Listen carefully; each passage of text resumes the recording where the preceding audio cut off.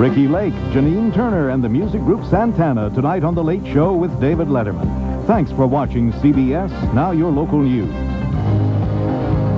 Just ahead tonight on TV8 News, an exclusive survey of Louisiana voters shows they're issue-oriented and want the next governor to take action. And Monroe officials hope a new Southside Community Center will cut down on juvenile crime. Details next on TV8 News.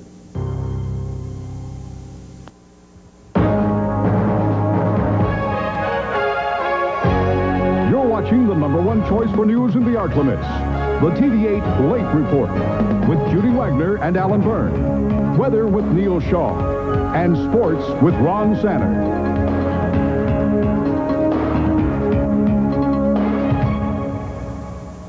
Good evening, everyone. Thanks for joining us tonight. I'm Alan Byrne. And I'm Judy Wagner. Topping our news tonight, video poker, riverboat gambling, a state budget deficit.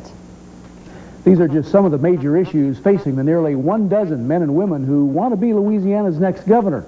An exclusive statewide survey of Louisiana voters conducted by Southern Media and Opinion Research shows that former Republican Governor Buddy Roemer and Democratic State Treasurer Mary Landrieu would be the top gubernatorial candidates if the election were held today. But someone else could still grab an issue and challenge. Louisiana voters decided only local issues at the polls last week, but elsewhere around the country, the face of American politics changed historically because voters did not sense that their president and his party were offering solutions to America's problems. The Southern Media and Opinion Research survey of 800 self-professed registered voters shows Louisiana voters have strong opinions of what they want Louisiana's next governor and legislature to address. You look at the issues that we polled on, issues facing the next governor, it's kind of a blueprint for what you should be running on. The pollster Bernie Pincinat points to Louisiana's gambling industry, where people have the strongest opinions. He says Monroe absolutely reflects the rest of the state. One of the questions in this poll, would you like the option of voting yes or no on riverboats and video poker? The answers were resounding yeses. An overwhelming 90% said they would like the right to reject them. As for a constitutional amendment prohibiting all forms of gambling in the state, the responses showed it's a toss-up. 43% saying they would vote for prohibition, 47% would vote against the elimination of gambling. The public basically feels that gambling was crammed down their throat. They didn't have a vote.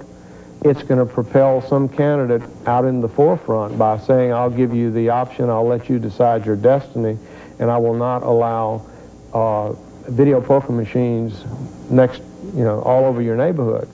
With Louisiana facing a deficit next year due to cuts in federal health care funds, voters were asked if the legislature should cut health care services or raise taxes to balance the budget.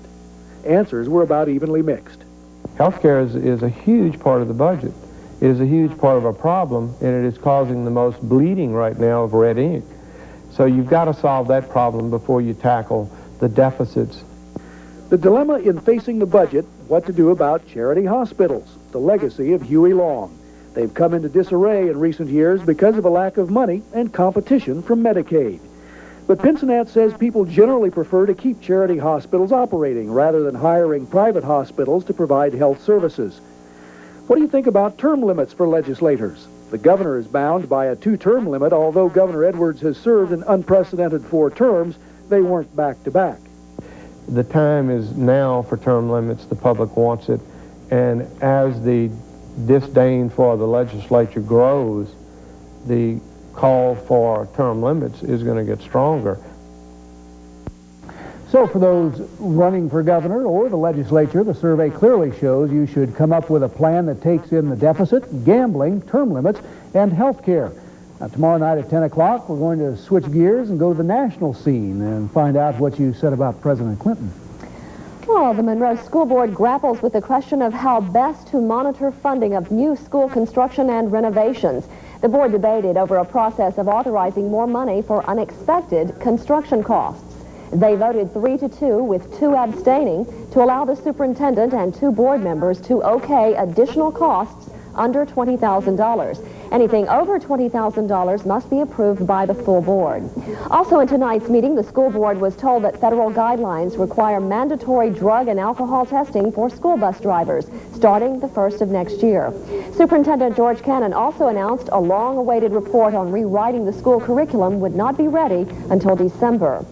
Well, greater opportunity knocks on the door of alternative education. The Ouachita Parish School Board approved a proposal tonight subleasing the old Richwood High School Science Building to the Opportunities Industrialization Center. OIC provides job training to high school dropouts and those who wish to further their education. By relocating from Powell Street, OIC hopes to expand its services with a larger facility. The renovations will cost about $200,000 and they will be state funded. OIC officials say they hope to be in the new building by spring. The Louisiana NAACP will not challenge a new plan to desegregate the state's universities, even though organization officials aren't satisfied with it. Chairman Rupert Richardson says the agreement approved by a federal judge in New Orleans yesterday simply maintains a segregated university system. She says her organization won't file a suit against the agreement, but will continue speaking out against it. Anything that came to the table should have been a remedy to get rid of that duality. That's what's wrong with it. It's a good agreement for something else. It is not a desegregation agreement. The judge's action settles the federal government's 1974 lawsuit claiming Louisiana operated a dual system of higher education. Bastrop police arrest a man in connection with that city's first murder of 1994. Police Chief Alan Freeman says 33-year-old Larry Duvall was arrested and booked with second-degree murder. He's accused of shooting 31-year-old Curtis Ray Johnson on Stewart Street, just northwest of Bastrop this morning. Freeman says the shooting apparently stemmed from an argument between the two men over some money. Duvall is in jail tonight. No bond has been set. The increase in juvenile crime is being fought on many fronts. One such effort is in this region. Groundbreaking ceremonies were held today for the new Southside Community Center in Monroe. The center will feature a community room, a basketball court, and a children's multi-purpose play area. Officials hope the center will be used as a safe place for kids to hang out and stay out of trouble. The center is funded by federal grants at a cost of $1.4 million. It should open in about a year. Monroe police agree the center will help reduce juvenile crime in southwest Monroe, and local residents and merchants hope the police are right. Help like the crime rate and stuff like that? Yes, ma'am. Yeah. Well, why? What do you think that? Because we won't be getting in a lot of trouble hanging out around all those drunkies and things. And if they're hanging around a lot and, you know, the elders, they thought they might like sell drugs or something like that. And they're afraid to come to my store, and then we lost kind of business like that. Tran says kids often hang out in front of her store, starting fights. She's hoping with the new recreation center, they'll find better things to do. One person was injured this afternoon after an explosion and fire rocked the Atlas Processing Company in Shreveport. A plant spokesman says the incident occurred at the plant's east truck loading rack shortly before 2 p.m. He says the driver, who is not an Atlas employee, was loading a lubricating oil product. The fire was brought under control within minutes by a plant fire crew. It's not known if any of the product spilled. The driver is at LSU Medical Center. His condition has not been released. The loading rack will be shut down for an investigation. Still to come this evening, borrowers are seeing the difference already from the biggest increase in Federal Reserve interest rates in 13 years. And federal safety officials are cracking down on commuter planes. Those stories and more coming up.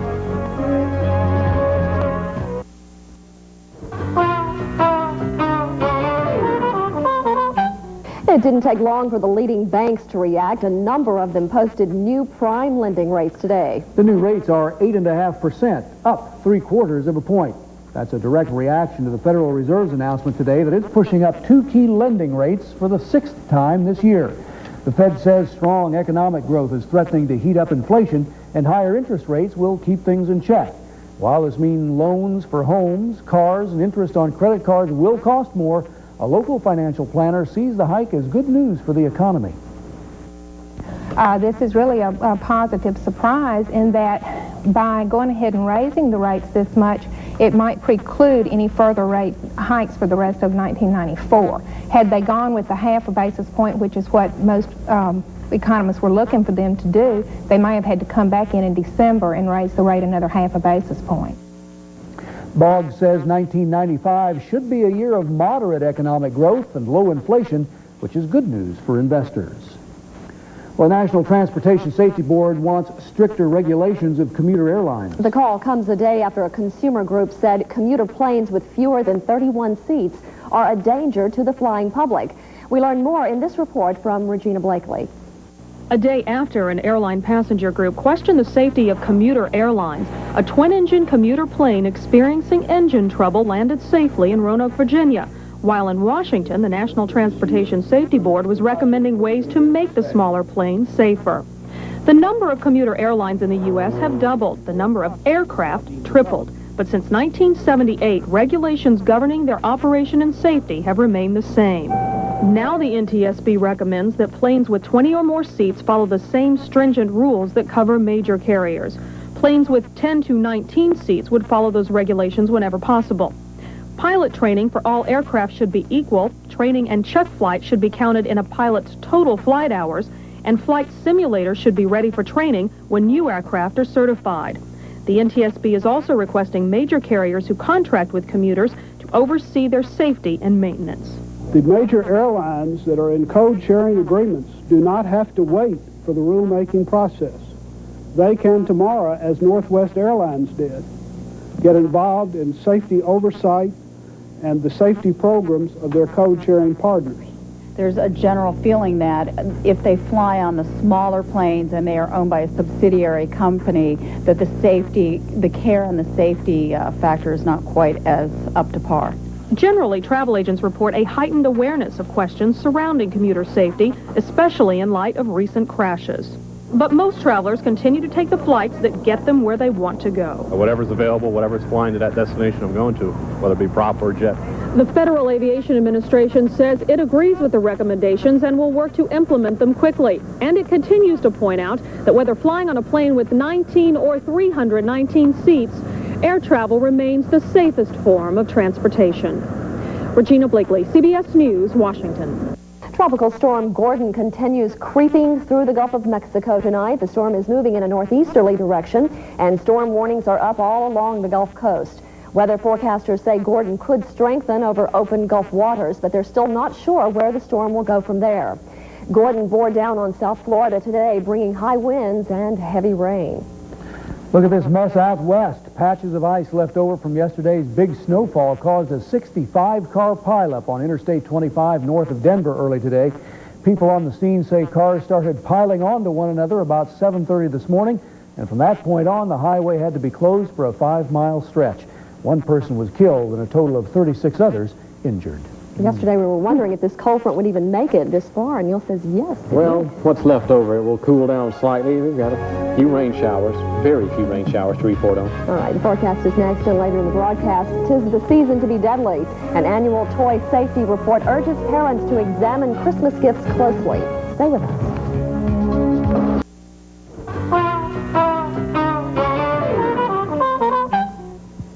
Stand by for a little severe weather practice tomorrow. That's right, a mock tornado drill that will be taking place, sponsored by the National Weather Service. Again, we have the graphic to show you. This is for tomorrow, the 16th, okay? Wednesday morning on your Weather Service radio, a tone will be sounded between 9:30 and 10 a.m. Schools, businesses, residents, organizations, take part in this. Now, even if you don't have one of those tone-type radios, get your hands on one and then go through the motions and then follow the instructions. Well, we'd better recap what happened today. 77 the afternoon high. The normal in mid-November, 67. The morning low, 61. The normal in mid-November, 45 degrees. So temperatures continue to run a bit muggier than normal. Even at this hour, a bit muggier. Of course, I'm being facetious. 65 degrees with 90% humidity. North wind at 13. That's the leading edge of the cool air beginning to push into our neck of the woods, and the barometer rising at 30.14. A couple of things to point out. A very weak cold front here stretching from Texas diagonally up toward the Ohio Valley, but then, of course, Tropical Storm Gordon. 50-mile-per-hour winds continues to hug the Florida coastline. Actually, it's about 100 miles offshore for the center.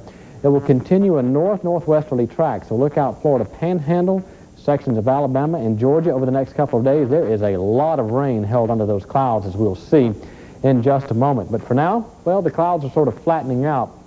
This is not that thick of a cloud layer, and just a few sprinkles or maybe some light drizzle to show up overnight in patches. Skyscan radar will be able to point that out to us momentarily. In fact, as we look at these areas of green moving off to the northeast, the overall movement is off to the east very slow. Cooler air in Shreveport and sections of northeast Texas. Eventually, that will wind its way into the area overnight, but as we stop motion and show you some of the scattered radar echoes showing up here. Again, this is all level 1. There's no problem with this. We expect no thunderstorms, and this will continue for the next several hours. Here's the front, which is almost near stationary. Cooler high pressure is pushing on the front like so. Gordon down here, look at all the rain and thunderstorms associated with this bad boy. And again, it will continue to track off to the north and northeast, possibly by the time it hooks up with the front, which will be sinking into the southeast. Around here, we'll have weak high pressure taking over. What does that mean? Well, a clearing trend with partly cloudy skies and an end to the rain and slightly cooler weather. Once again, it will feel like autumn. Here's tonight's forecast, a 30% chance of some sort of measurable precipitation. Otherwise, the eventual overnight low in the lower to mid-50s, and we're looking at winds from the north-northeast at around 5 to 10. Tomorrow, well, maybe a patchy drizzle area early, but otherwise partly cloudy, mild. The daytime high in the mid to upper 60s, north winds at 10 to 15. Now, it should be cool tomorrow night. I think most locations will drop into the upper 40s, as it will be mostly fair tomorrow night and cool. Now, here's the 5-day outlook, which shows that mostly cloudy to partly cloudy trend for Wednesday. Thursday and Friday are nice days, running from the upper 60s to lower 70s for the daytime high. The weekend, my goodness, another Pacific storm system and a 20% chance of scattered showers, but it should be warming up. Once again, before I go, don't forget Christmas Follies featuring Judy Wagner doing all kinds of tap dancing. December 9th, 10th, and 11th at the Monroe Civic Center. Tickets are on sale now for only $5. Make your plans to be there. I think you and I will be there. Oh, I think we certainly will. It's always a fun time. A lot of talented people in the Arklamids take part in that. It's always a fun time. You bet. All right, thanks, Neil. Coming up in sports, the McCall Dragons and Carroll Bulldogs renew their basketball rivalry tonight. While LSU severs ties with its football coach. Stay with us for sports with Ron. People in Baton Rouge doing the curly shuffle tonight. Not to make light of it, but... they are. I think very, very hard place, I think, to coach football. The next guy's going to find out after 4 years and nothing but heartaches. LSU made the worst-kept secret in Baton Rouge reality today by firing head coach Curly Hallman. The Tigers are 2-7 with 2 games left on the schedule, and the circus atmosphere... Was I asked to resign? I did not resign, folks. I did not resign. Use that other adjective any way that you want to use it. Told you before I wouldn't resign. Still gonna go out there and practice, do the rest of my things that I got to do under him because he is my coach, and I still have positive feeling about my coach.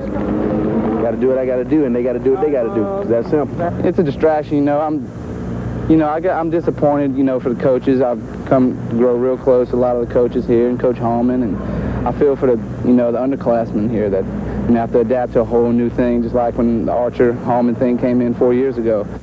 The coaching staff at Louisiana Tech doesn't have to worry about the same fate that happened today in Baton Rouge, but the '94 season for the Dogs has been a big disappointment. This Saturday afternoon, Tech travels to Jonesboro to battle 1-9 Arkansas State. With a 2-8 record, the only thing left to play for is pride and a chance to end a 17-game road losing streak. The loser of this game will own the basement of the Big West. The Dogs want to enter the spring on an up note, so a win is what they need. With us offensively, we're going to run the football. I don't think that anybody watches our tape will say we're going to do anything different. The only thing that I think what we do best over the long haul is to run the ball, play action, and of course if they give us the opportunity to throw the ball and Jason's having a good night, then we can always go to that, an attack type offense or a no huddle type offense. But hopefully we can do what we do best, and that's run the football and play action and keep them off the heels and play great defense. A classic high school basketball confrontation cranked up tonight as Carroll entertained 3A power McCall. Bulldogs are led by big man Maurice Bell, while the Dragons lean on guard Lonnie Cooper. So to the floor we go, where Albert Hartwell back in charge of the Dogs, and the crafty Mitchell Riggs handling things for the Dragons. McCall's all-world guard, who will be shooting it for Jim Woolridge at Louisiana Tech next year, drains that three from the outside. Dragons go up by 1. Back comes Carroll on the run. This is Sekou Hunter with the nice reverse layup. Carroll went up by 2. Not everyone exactly excited about this one. The Dragons then go up by 6 in the second quarter as Marco Richardson drains the tray, but it's Carroll in the end. Just too much. Maurice Bell will try to hit the spin. Won't go. Charles Brown with a nice jam and follow. 52-48. Carroll, the final. From there we go to the high school scoreboard, and this is what has happened. The McCall girls knock off Carroll 55-23. OCS boys and girls went over Mangum. The Crowville guys went 83-55. Continuing on, it was Delhi's boys over Newellton in a big way. Caldwell downs Epps. Arcadia, no problems with West Washita. Sterlington, a winner tonight over Forest. And West Monroe, a winner over Rayville, 91-64. We take a look at the Grambling preseason action. The ladies taking to the German national team. That was Shay Hobson giving it to Angela Hall, who had 10 points. Then on the fast break, it's Hobson to Nikisha Tucker, then to Janetta Graham. As the Lady Tigers win easily tonight, 119-65. Watch for that Lady Tiger team to be a good one, gang. That is sports. All right, Ron, thank you. When our news continues, a retired probation officer says telling the truth kept him off the O.J. Simpson jury. And a 64-year holiday tradition continues this year. We'll explain in just a moment. It's that time of year when parents flock to toy stores to fill those holiday wish lists. But safety advocates warn parents tonight not to buy the dangerous toys on the market. But as Nanette Hansen reports, each year the list of dangerous toys seems to get longer, despite the annual warnings. It doesn't matter what toy store you go to, the Institute for Injury Reduction says hazardous toys are everywhere. Toys as innocent looking as this sonic cellular telephone. And kids love it because it plays a little song when you hit the keyboard. The phone contains dozens of small parts, parts which a child could easily choke on. The Institute says any toy that fits into a toilet paper roll could fit down a child's throat.